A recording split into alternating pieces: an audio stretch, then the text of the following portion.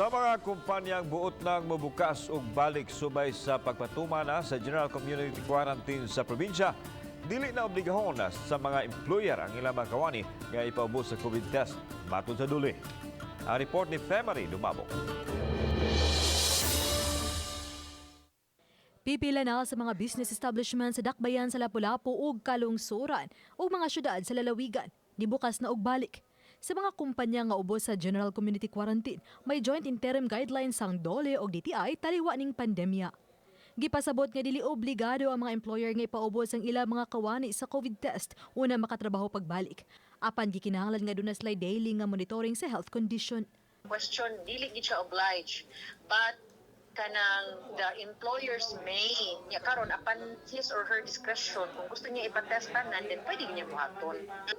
And apart from that, each company also has to come up with their own safety and health na program when it comes to COVID. So Sa Central Visayas, mukapin sa 210,000 ka mga kawani nga apektado sa COVID.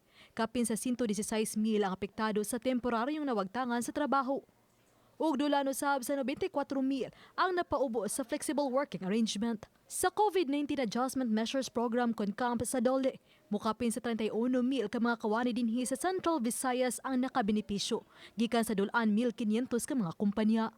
makasabot man tanong nga digid makasabot sa dang tanan kay lagi kadawat, pero ang the biggest challenge gyud nga nag-confront gid sa DOLE in the implementation of the camp is kanang yung budgetary constraints. Gikan sa barangay ko, buhay ko nga programa sa DOLE alang sa mga informal sector, sama sa mga mag-uuma og mananagat, moabot na sa kapin 15,000 ang nakabenepisyo.